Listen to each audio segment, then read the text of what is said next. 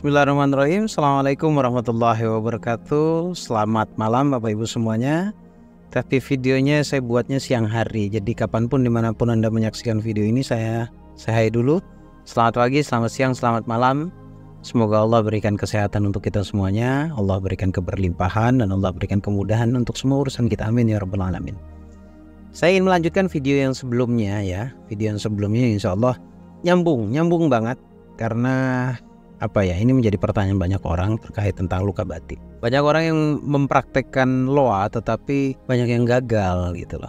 Kenapa kok bisa gagal? Nah, saya akan jawab di video kali ini, jadi tonton videonya sampai selesai. Sebelum kita lanjut pembahasannya, sebelum saya jelaskan lebih detail lagi, saya informasikan ke Anda semuanya ada dua hal. Yang pertama, ajakan saya untuk Anda agar bisa bergabung di seminar online yang saya adakan, tepatnya nanti di hari Kamis ini tanggal 15 dengan tema rahasia jalan kaya atau bagaimana caranya menjadi magnet uang atau magnet keberlimpahan. Jadi segera ikuti dan daftarkan diri Anda. Untuk mendaftarannya langsung klik link yang ada di deskripsi atau hubungi nomor WA-nya Mbak Putri, ada di layar monitor Anda saat ini.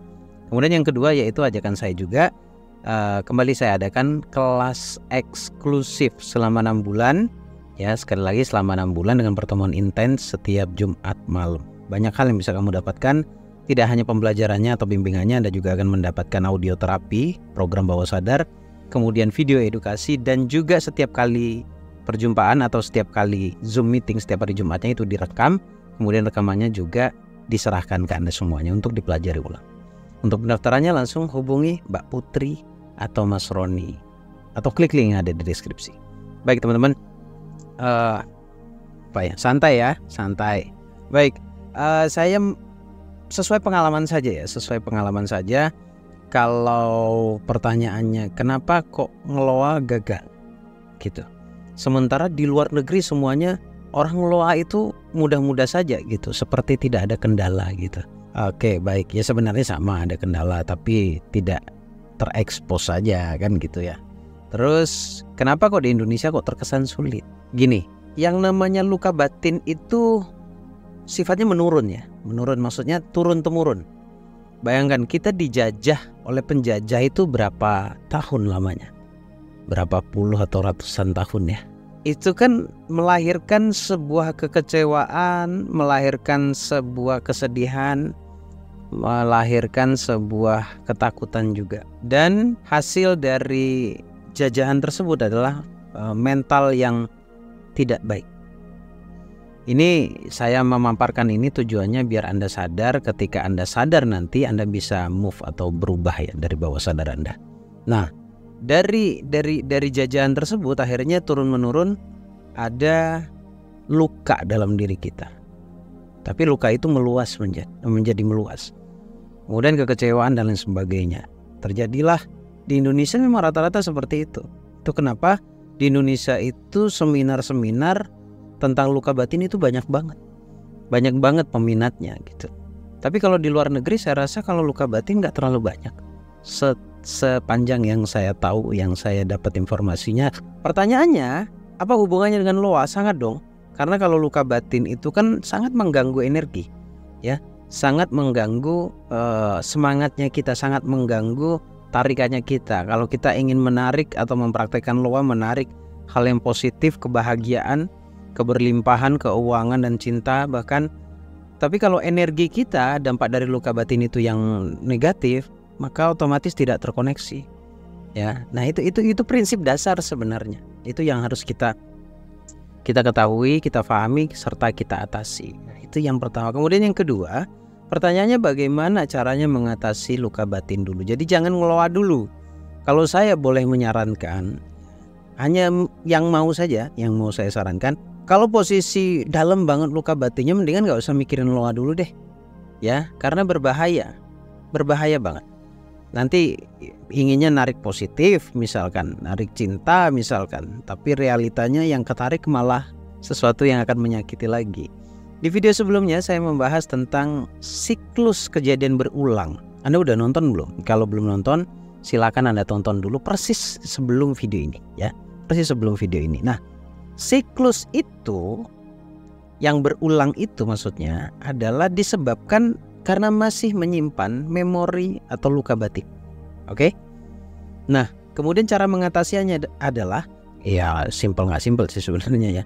Saya ingin bercerita sesuai pengalaman saya dan pengalaman banyak orang yang sudah privat ke saya, ikut di kelas, ya ikut seminar.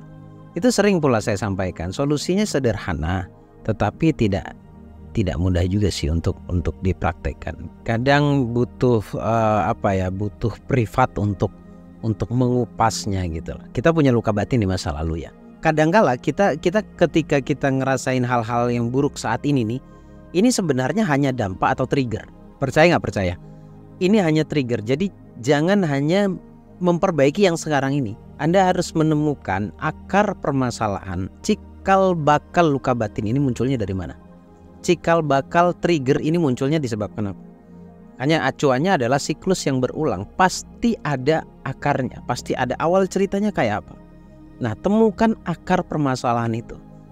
Kalau Anda sudah menemukan akar masalah tersebut, maka Anda perlu mengatasi, atau yang perlu Anda atasi adalah yang pertama itu. Ya, biasanya ini berhubungan dengan orang-orang yang tidak jauh dari kita, misalnya orang tua, pasangan mungkin lah ya. Cuma yang jelas akar masalahnya dulu diberesin. Nah, kalau ketemu akar masalahnya, kemudian akar masalahnya yang diatasi, insya Allah kesininya akan baik. Sekali lagi, yang hari ini Anda rasakan itu tidak lebih hanya sebuah trigger atau dampak. Kemudian kalau sudah ketemu itu diatasi. Nah, sekarang pertanyaannya bagaimana cara mengatasi itu? Ya, kalau misalkan bersinggungan dengan orang-orang terdekat, ya ingat kembali masanya, kemudian diatasi atau didamaikan hatimu. Terima dan lihat realita bahwa semua itu sudah berlalu, artinya sudah terjadi di masa lalu. Bukan satu hal yang perlu kita pikirkan. Ini harus muncul sebuah kesadaran bahwa kejadian di masa lalu itu memang sudah berlalu. Dan Anda juga harus sadar ketika terus-terusan larut dalam kesedihan yang disebabkan kejadian di masa lalu itu akan berdampak yang tidak baik untuk masa depan Anda.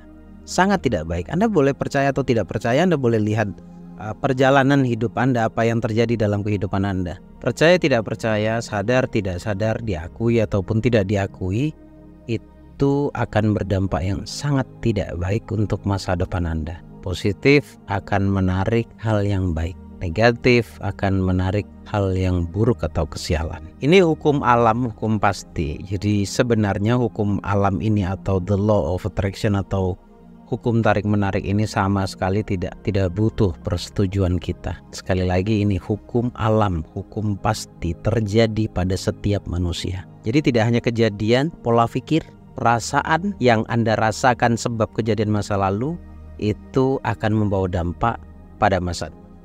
Saya nggak tahu menurut Anda ini penting apa tidak pembahasan saya. Ukurannya bukan seberapa penting apa yang saya bahas, tetapi seberapa penting bahagia Anda atau perbaikan Anda di masa yang akan datang.